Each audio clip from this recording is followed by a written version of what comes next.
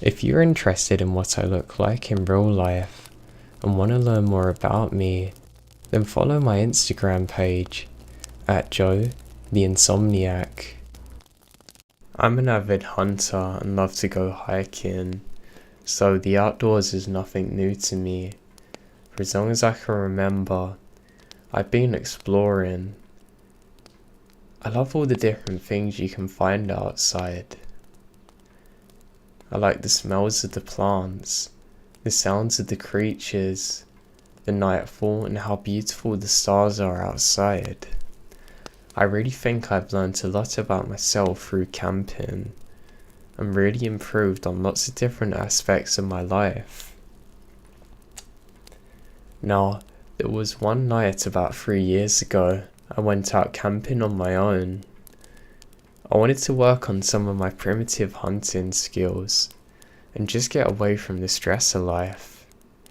I've been working so hard and felt trapped for a while, so finally getting out was a great thing to me. Now I was having a great day.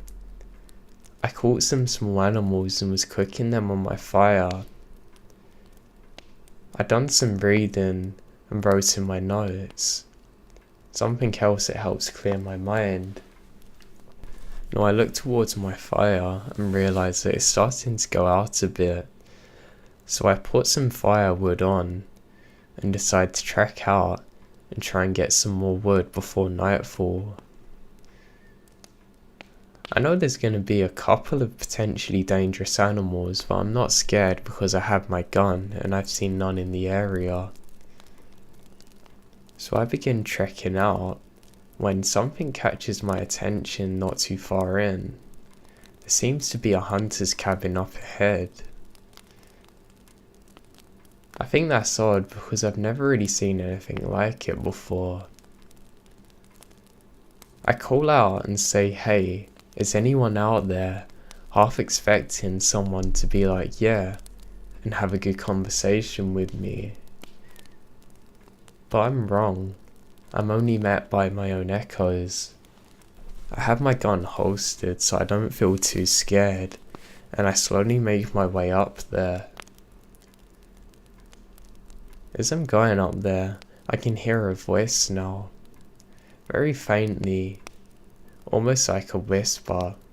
I just assume it sounds more distant because I'm further away. I eventually get there and am disappointed to discover that it's been abandoned, and I mean for a long time. It looks like this place hasn't been used since the 1950s at least. I look in there and there's not much. An old banjo, decaying massively, unplayable, some old pictures that you can't see into, and some mouldy cups. I decide to leave. Luckily I find some firewood just close to it. I'm glad I got firewood and can go back to my camp. I don't realise how dark it's gotten outside. As I'm returning, I start to hear a sound. I think, oh, that's weird, my phone's playing music. I then glance down and realise that my phone's still off. I've kept it this way to conserve its battery, so I stop for a moment. I then realise what I can hear is almost like a stringed instrument. It sounds like it's coming from behind me. I then hold my breath to be dead silent, and what I hear, I still have no explanation for to this day, and shakes me to my core even thinking about. I can hear the sound of a banjo being played from the cabin. I'm so scared that I don't even bother gathering up my things. I simply run out of there back to my car and have this horrible feeling that I'm being followed the whole way back home. I to this day will never go camping in that part of the woods again. It's the most scary thing I have ever experienced in my life, and I never want to feel again.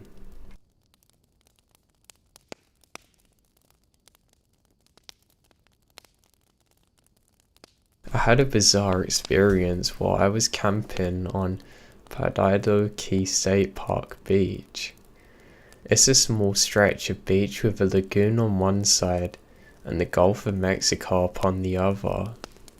I was setting up closer to the Gulf side, enjoying the stars, just relaxing in my tent at night. This is towards the end of a solo cross-country trip I was on. I had camped all over the country over the previous 35 days and had never experienced anything too scary happening to me. But while I'm laying there, almost simultaneously, the wind goes completely dead on the ocean. No crashing waves, no sound whatsoever. I never truly understood the term deafening silence until that moment. For some reason, my body's response was complete and utter fear. I don't know why, but it's the most scared I've been along the entire trip. I was waiting for something horrible to happen. I had no idea what, but my mind was telling me that something bad's about to happen. But less than a minute later, all the noise returned. Definitely the weirdest thing I've ever experienced.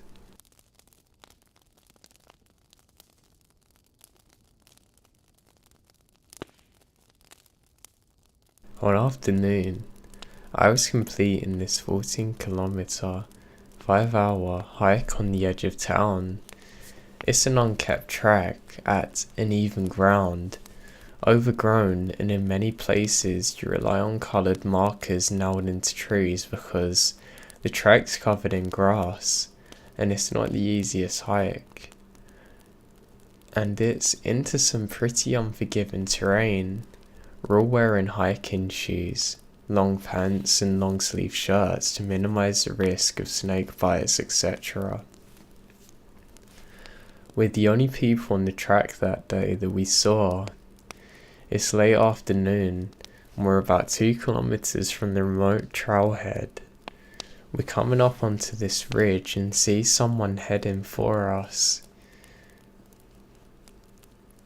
He's wearing weird clothes that are very tattered. He approaches us on the track with wild hair and says hello, but doesn't ask for a reply, simply looking straight ahead, continuing wandering the track.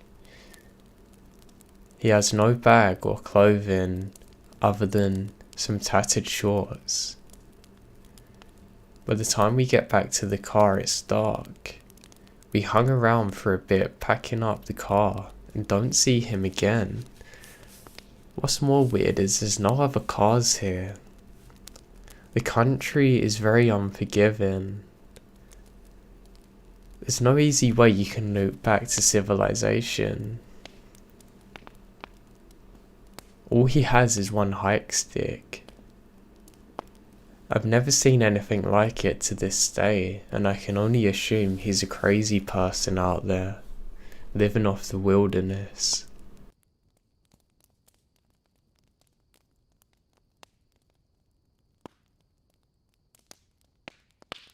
I had a relative that would seek out ghost towns, and I went with him on a few of his excursions.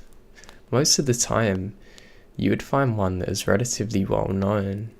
Things were overgrown, etc.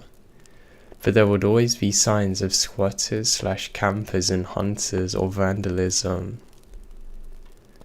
One time, he found out about a very small town that was abandoned in the 20s. After a ton of research, he loaded up supplies and planned to hike there to see if he could find it. After several unsuccessful attempted solo hikes, he brought me along. The hike starts out at an old abandoned railroad junction that itself was 5 to 10 miles off the road. We followed a rail line for about 5 minutes. It kept diminishing as we went. Eventually we get to a point where there was no longer any signs of the railroad line and we keep going. He's an experienced hiker and he had a plan where he wanted to go this time. After about 15 or so miles, we found it. The town itself was very small. I think there's about 5 houses and a really small general store. One of the houses is in really decent condition. A couple of them have abandoned really quick. Furniture and pictures are left behind. Clothes and other belongings packed but not taken. Almost surreal. We later found out it was dated 1922. The store had some product left on the shelves, but this was not like a store in the traditional sense. It's better described as a trade-in post. There's a few advertisers' signs and a few boxes of soap flakes and canned items that we can't make out. I guess the story was that the town existed because it was on a rail line. There was a grain storage facility that was originally located a few miles away from the rail line. My uncle speculated that people in town either owned or ran the grain facility. The grain facility burnt down to the ground and was diverted away with the rail line, thus the town died. Or it could have been that the rail line diverted and then the grain facility burned down later. Like I said, I've been to a few ghost towns before. This was unlike anything I'd ever seen there. The people that lived there were relatively well off. It doesn't appear to be a farming community. Everything looks frozen in time. There's no roads nearby. The closest paved road's probably 30 miles away, and it looks like no one's ever seen this before but us.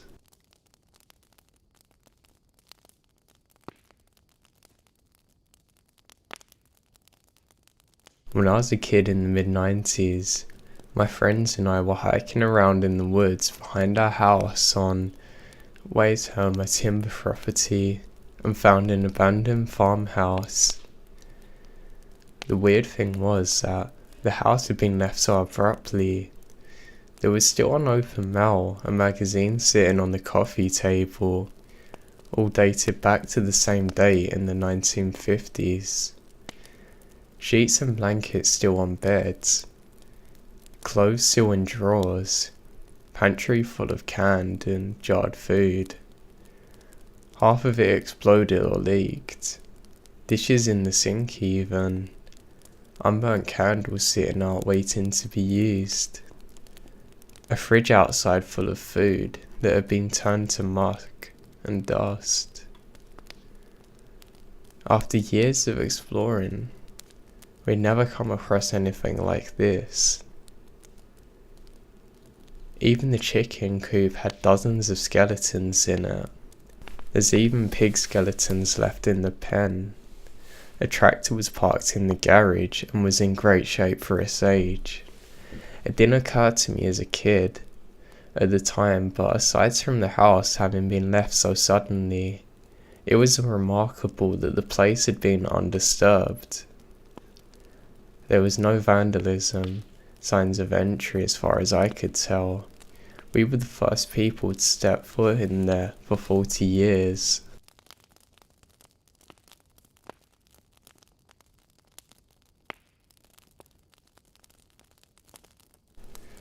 Not really camping, but as kids, we lived in a new neighbourhood.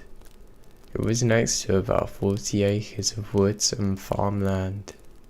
There were several abandoned houses and barns, equipment and random junk. It was great to grow up there, as we spent nearly every day exploring the area.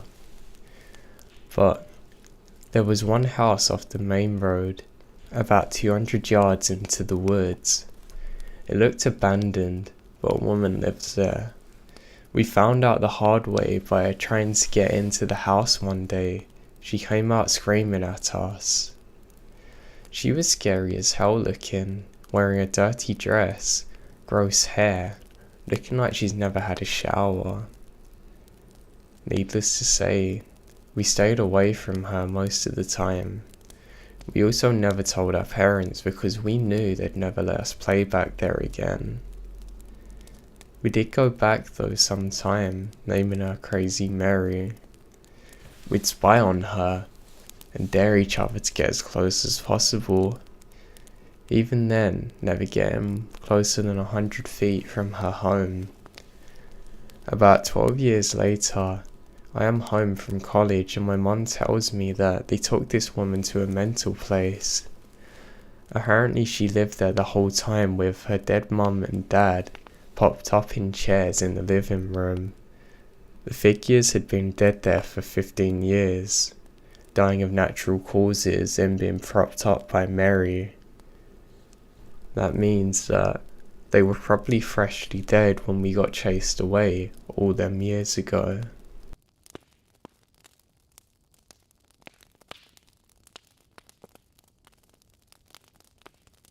One of the most surreal things I experienced was while camping.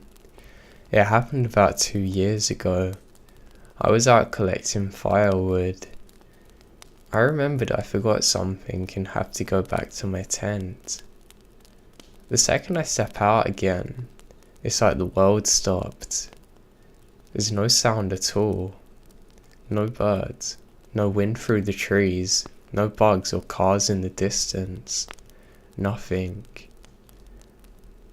I was the only thing making sound, as though someone pressed mute on a volume dial. Inside my tent's fine, just not outside. After being outside for 10 minutes or so, it's like an explosion of sound happened. Suddenly birds are chirping, the wind is blowing through the trees and I can hear everything again. Truly an unreal experience.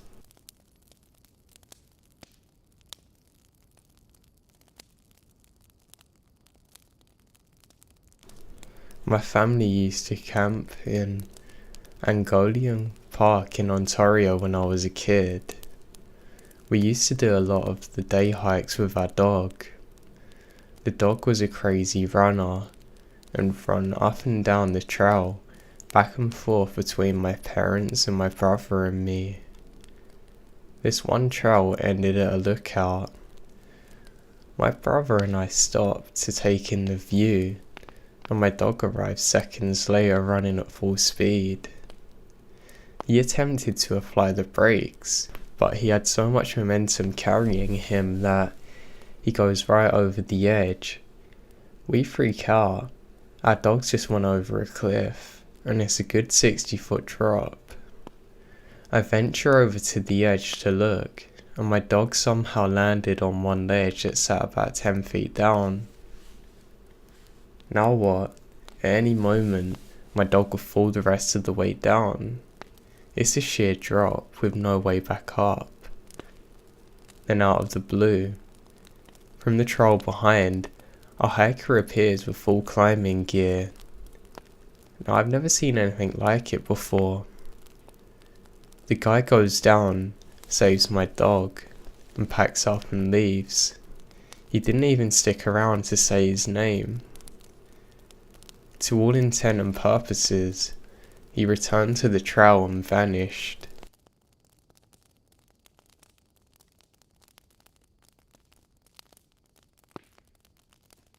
One of my friends went on a solo fly fishing / camping trip for a weekend. He's in the middle of a creek fly fishing and kept on hearing this weird garbling sound coming up from the creek.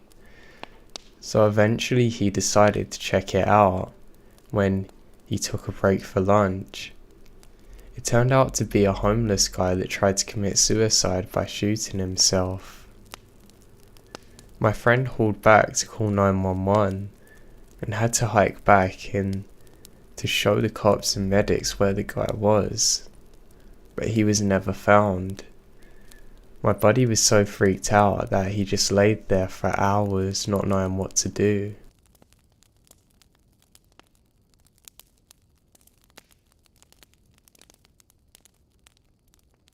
I was camping at Yellowstone / Grand Tent a few years ago. We set up our camper at an actual site and decided to do some 2-day long backpack trips in some of the longer trails.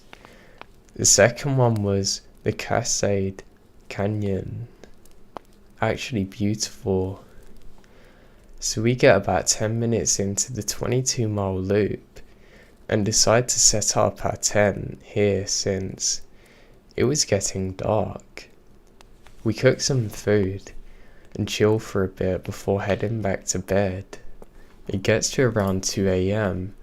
and we're suddenly all awoken by some sound outside. My mind immediately goes to bears. Then it starts talking. I'll never forget it. I think there's 3 or 4 in a tent. Let's just go out, someone said. None of us can sleep the rest of the night. At the crack of dawn, we hightail it out of there. Hike 12-ish miles into about 3 hours and get to a ranger station, reports what happened. They said they had received a similar call the night before. They sent a ranger down there. I never found out what was going on. Didn't hear anyone getting hurt. But then again, I didn't want to look into it.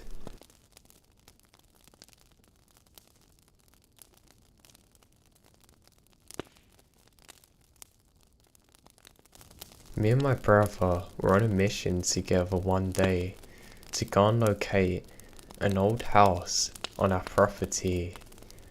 Now, my family had miles and miles of land.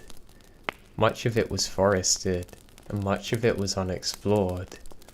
It was dangerous to go out there alone in case you got lost or trapped. I mean, you could easily break your leg on something and not be able to get back for hours or days. But still, being outside was nothing new to us. When we both set off, we're both pretty young in our early 20s and didn't bother bringing our cell phones because we had walkie-talkies. We had some lights on us and a couple of torches, but not much else. We had a rough idea of where the property was. We had been informed by our parents that there were squatters there and it was our job to go and investigate. Because it is our land and somewhat feeling brave, we set off towards night. We're looking forward to the cool air and the moonlight. Now, as we were getting close to where we think the site is, we both stop hearing this weird screechy kind of sound. We're not fazed by it because we know that it's a weird animal out there. So we continue on. Now, I didn't say it to my brother, but I can't shake the feeling of us being followed or watched. I eventually mention it to him and he says he feels the same. We've realised roughly where we should be and eventually find it. And wow, great, there have been squatters here. There's graffiti everywhere. Now the building's old, but it looks like it's been ruined by them. It annoys us because we know it's going to be a challenge keeping them out. All we can do is board up the windows and doors and hope they don't return. Now while we're standing in there, we think that my dad's come. We radio him on the walkie-talkie, but only hear static in reply. What more is my brother's doesn't work. We call out and say, "Dad, you're right about this," but get no reply. We're confused because out the window we can clearly see somebody watching us. We come back down and call out for him again, but he's moved now. We think maybe he's headed back and can't hear us, so we start walking that way. We're maybe only 10 meters away from the house when we turn back and can see that someone's watching us through the window. We think it's our dad playing a prank on us, so we shine our torch to blind him. But the second we do so, the figure immediately vanishes. Now, I've never felt fear like it in my life, I let out a blood-curdling scream, dropped my walkie-talkie, and me and my brother sprint all of the way back. When we get there, our dad's waiting for us at the table asking why we look so scared.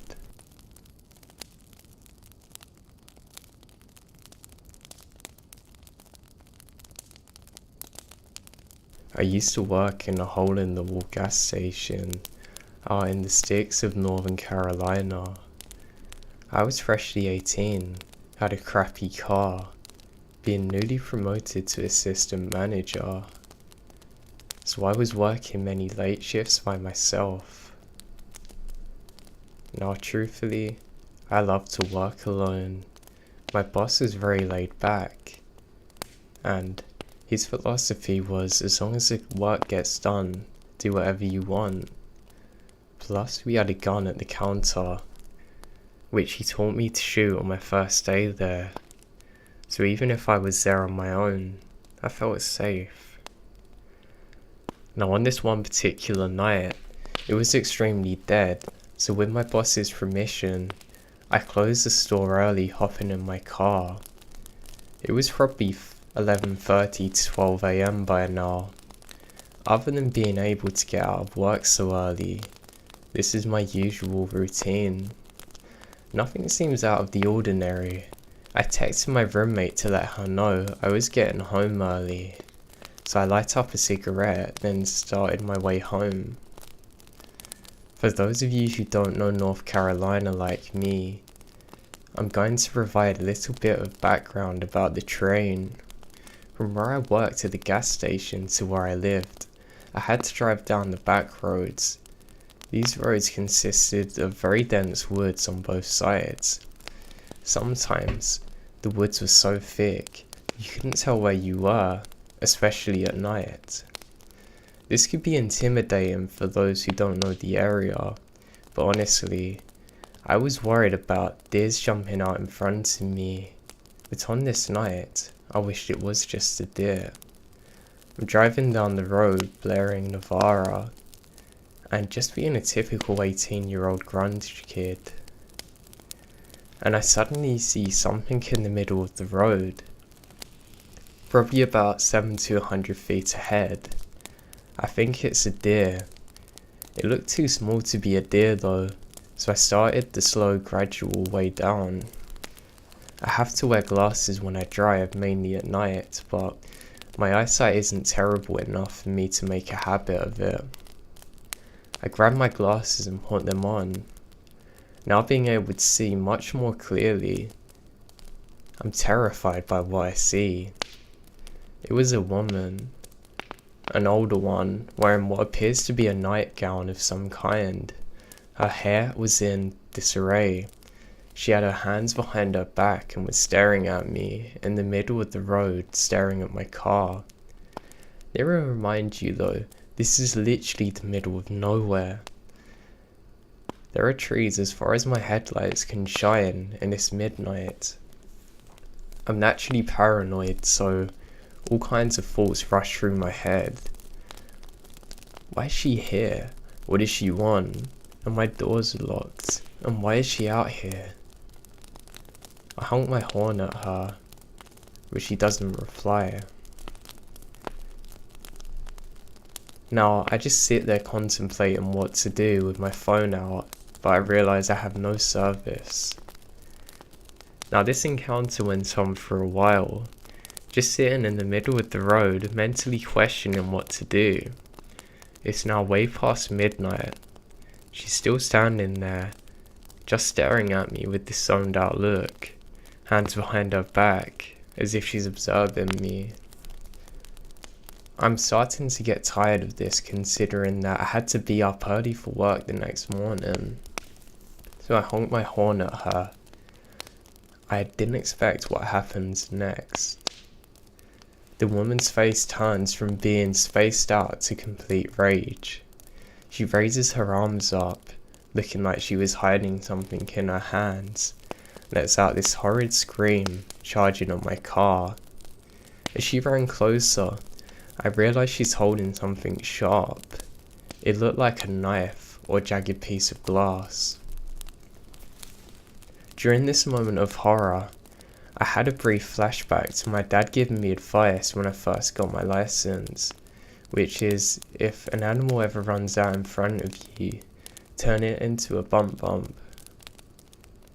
I love animals, so I couldn't bear to hear that, but now I think of his advice. Now, I hit the gas. She was running towards my car like she's gonna jump on the hood. I guess she realised I had the utmost intent to hit her, at which point she zigzags away from me and runs off into the woods. I'm still in flight mode. I didn't question what this woman wanted or where she went. I was glad she was gone and sped the whole way home. I got home at 1:30 and my roommate's still awake, waiting for me the entire time. She's extremely worried because it's way past when I should be back, and she's been calling and texting me. My roommate's aunt was a 911 operator who also happened to be working that night, so she decided to text her aunt to see if there's any silver alerts in the area. Immediately, her aunt texted back to say there wasn't. That alone gave me goosebumps to my core. There was no explanation as to where this lady come from.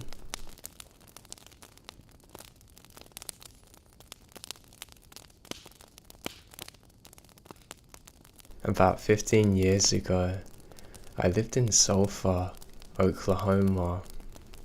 My background, the Chickasaw National Recreation Area. I loved that park so much. I rode my bike for miles. I walked nearly every trail and rode every road. Every day, I would ride my mountain bike up and down the trails and would be home by nightfall most days. However, one night, I had rode out a bit further than normal. On my way back, however, I decided to ride the trail from an area known as Buffalo Springs, where they have buffalo roaming. Sounds so cool. As I was riding back, I knew the end of the trail was coming up, and I would have to cross a stone bridge across the creek up the road to my home. It was dark, and I had the full moon aiding me. If it weren't for that, it would be pitch black. I was maybe a few hundred yards from it when I got a sharp pain in my left thigh. I stopped and looked around to see what hit me.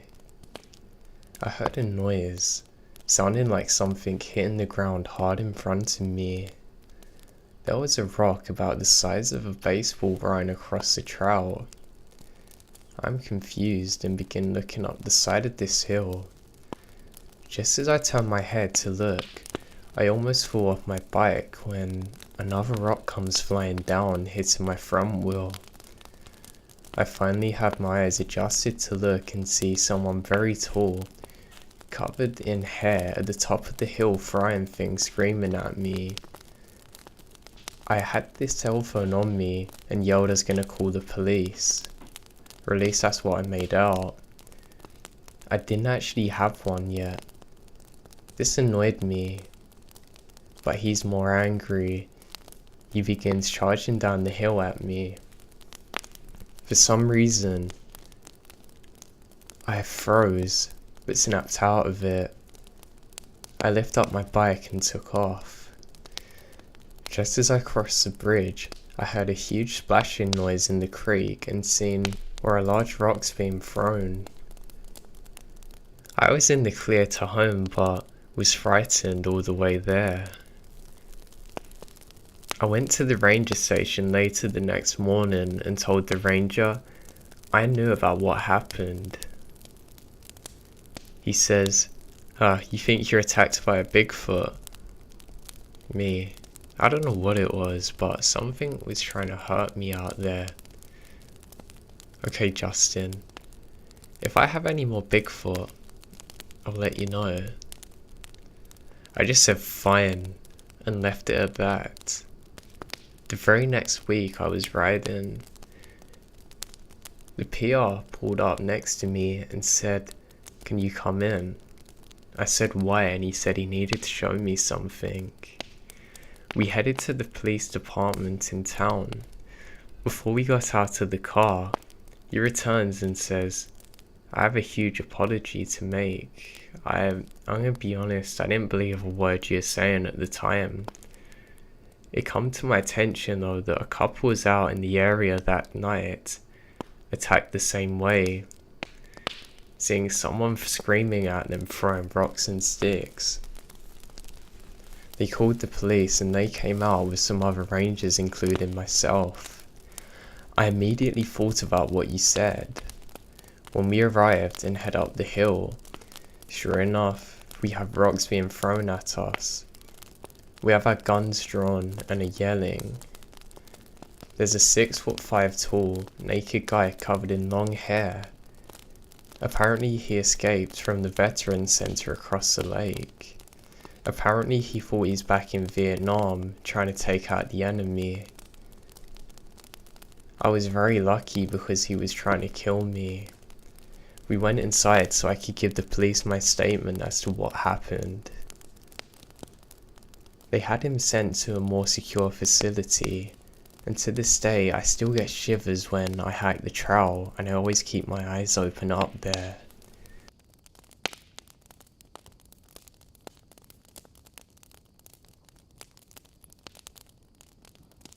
I've recently begun helping my mum selling my childhood home, and it sparked the memory of probably the scariest thing that's ever happened to me. So me and my friends were 15. I grew up in a subdivision about 20 minutes away from any towns. It was a very safe neighborhood. Streetlights on the corners, lots of kids, lots of classmates lived there as well. And there was never any fear of us walking to each other's houses or anything late.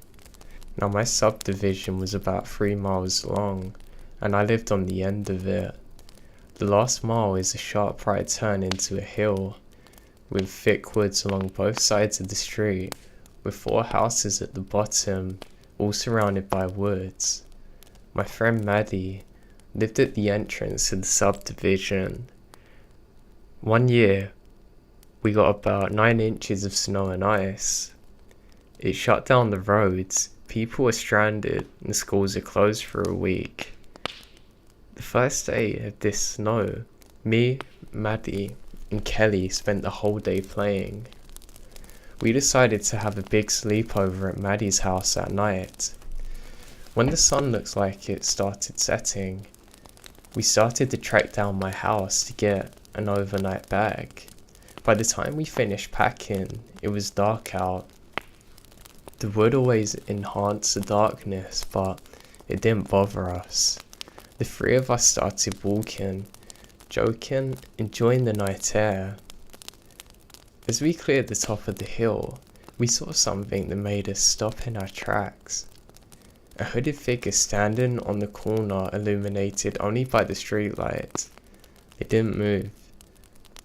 They stood completely stiff, staring straight ahead.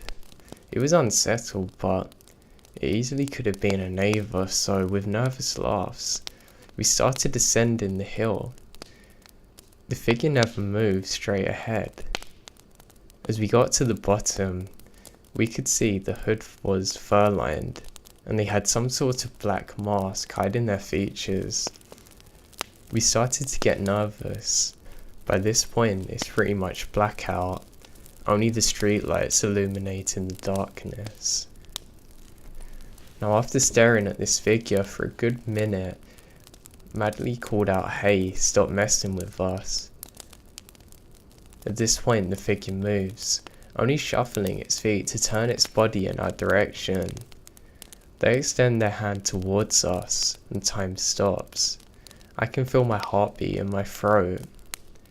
This gestures to come here, before turning and running back to the woods. We then ran as fast as we could to reach Maddie's house. They bolted the door behind us.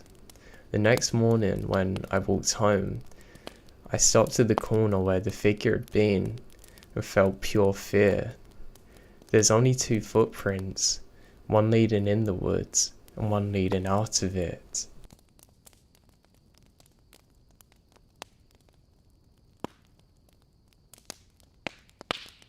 Last summer, I was camping with my partner and our 30-pound dog along a creek in a popular area in a nearby national forest.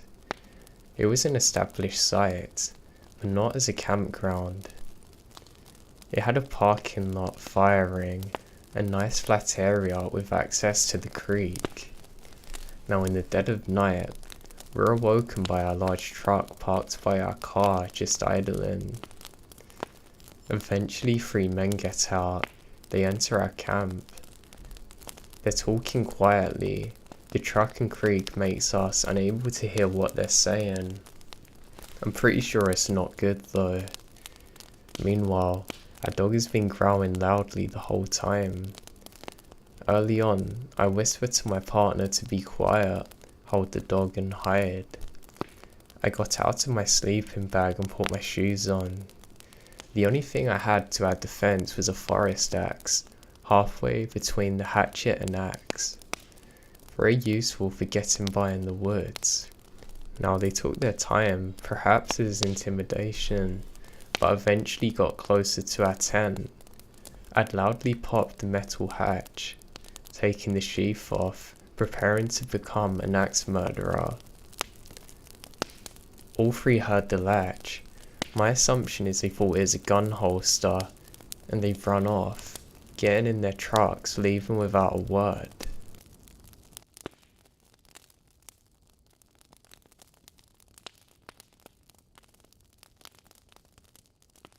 I used to work as a bouncer at several different locations in the Toronto downtown area. I enjoyed working on the patio when I could, despite not being a smoker, because talking to people made the time go by faster, and hey, I'd always meet new people. There was this one place I worked at that always had crazy stuff happen. The patio was also a weak chain link fence with some tarp thrown over it. The club was so cheap, so the fence didn't cover the entire area, so I had to be watchful of people trying to sneak in. One time I was feeling lazy, and I stood in the opening with my back to the street. I was talking to people trying to kill time, when I felt a guy stand behind me, coming from the street. This wasn't too unusual. Some people get turned away when they see me, try to bribe their way through the patio entrance. I was having none of it, so I puffed myself up, determined to ignore him until he gave up on me noticing him. After about 10 minutes of this, I started to get a bit creeped out because the guy was just standing behind me without saying a word or doing anything. I turned around to tell him to go away, but stopped mid-sentence. This guy is a bit taller than me. I'm 6'2", kinda lanky, and this guy's well dressed. He's covered head from toe in blood, like drenched. I thought he'd been in an accident, so I dropped my tough guy act, asking if he's okay and if he needs an ambulance. He calmly responds he's good, and he just wants to find his brothers. I was like, you sure your brothers are here? He insists that they were, as they told him they'd be in X city, but not anywhere near Toronto where this is located. After his complete obliviousness to what city he's in, the fact that he's soaked in blood, and his intense stare where he doesn't blink, I decided to call my boss up. When my boss appeared, I gave him a quick rundown of what happened. He talked to the guy very briefly, then told him he'd assist. He went and got some patrolling cops. When the cops appeared, one of them lightly touched the blood guy on the shoulder. That's when he starts screaming incoherently, trying to slash at him with a small knife that he'd concealed. The cops, my boss and I subdued the guy until he could be cuffed and placed into a cop car. The guy was screaming loudly, struggling to hulk out of the cuffs the entire time. To this day, I still have no idea what the whole thing was about.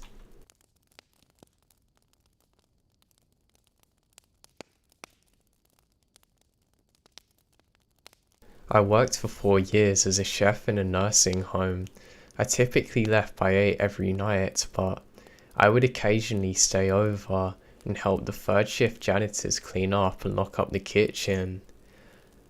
I was leaving one night close to 11 or midnight-ish when the front desk lady asked me to run into the tunnel and grab a few items from the locked housing unit.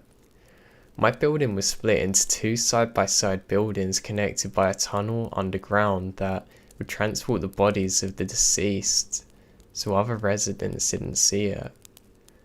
This prevents panic attacks from our elderly patients. The tunnel had a few storage units down there, so it wasn't uncommon to need to get stock. To get into my end of the tunnel, you had to use a locked stairwell or elevator with a passcode.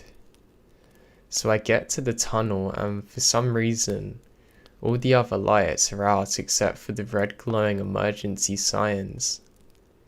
Alright, no biggie. I turned the corner from the elevator to head up the tunnel and retrieve the items Margie needed when I see a tall black figure just swaying side to side. I approach it just in time for it to shriek at the top of its lungs, effectively prompting me to have a panic attack. She was illuminated only by the red exit signs in the dingy cement tunnel. She screamed. I screamed. Ronnie, the poor janitor from further in the tunnel, screamed. She turned out not to be a demon, but a memory patient that woke up in the night and wandered off in a daze completely out of her mind. How she ended up in the tunnel is something I've never figured out, but after calming her down, I'm able to walk her back to her room and get settled. The attending nurse didn't even know she was missing, and I don't know how long she was down there for.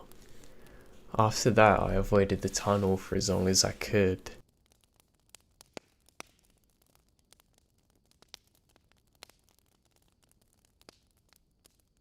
I used to work third shift security in a neighborhood near a university.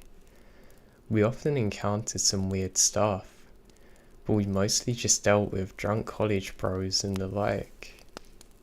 One night, it's nearly 4 AM, so we're ending our shift and heading in when this homeless man looking for someone stops to ask me to call an ambulance. I say what's wrong. He says he's having heart palpitations and suicidal ideation. I flag down a co-worker who informs our boss and calls an ambulance. I sit down next to the guy and he's laying on the sidewalk and lets me talk to him.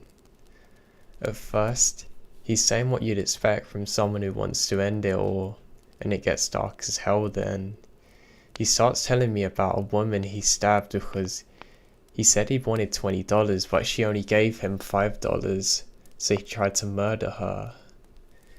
It then gets worse, saying how he's done some awful things, committing arson and horrifying stuff. And when this is happening, I'm sitting there alone with him while my co-worker's several buildings down on the phone with the dispatcher. He then starts telling me about how his mum used to abuse him. I understand it's probably at least partially the ramblings of a mentally ill crackhead, but it was very unsettling. It's not every day a stranger confesses to you about an attempted murder and other atrocities he's committed. I'm also a young woman, so could have easily been attacked by him.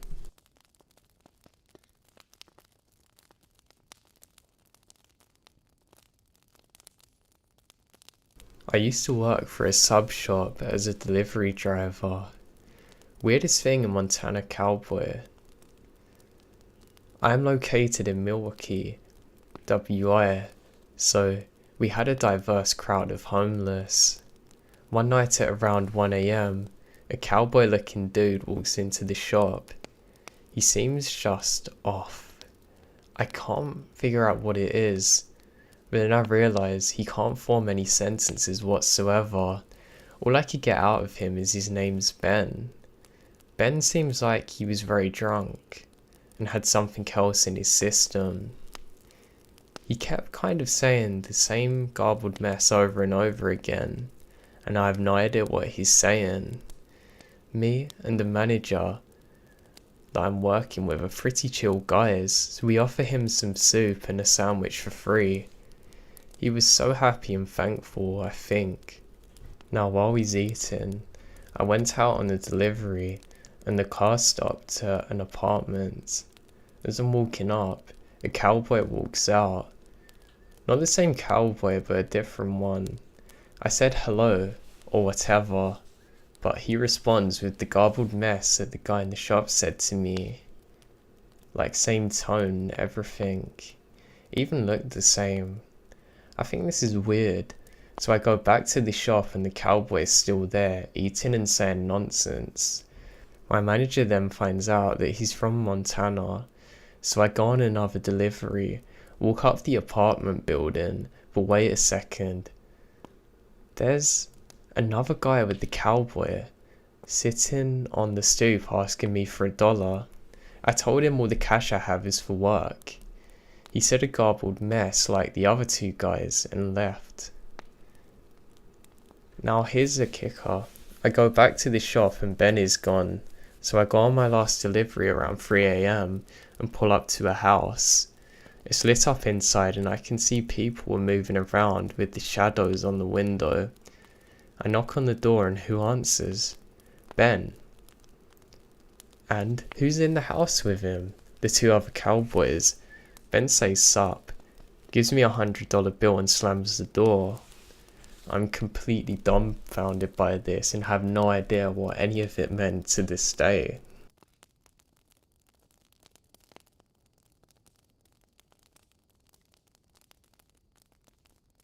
A little over a year ago, I had a job working overnight at a gas station close to my home. I'm a woman and was 31 at the time. I know, to some it seems unsafe for a woman to work graveyard shift by herself. However, it was a slow store, and the sheriff's office is about 20 feet across from it. I really didn't think I would have that many problems. There would be about 30 customers in 8-hour shifts, and that's on a busier night.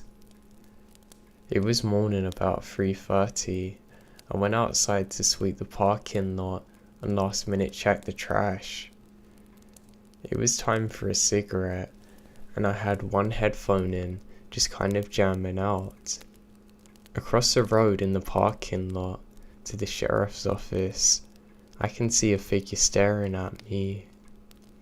He was sweating back and forth while looking down. Honestly, it was like he was enjoying a piss. Against the sheriff's office though. Yeah, the building closes at 4 and isn't open again till 6 AM, but why? I can remember seeing that his shirt was ripped a bit too.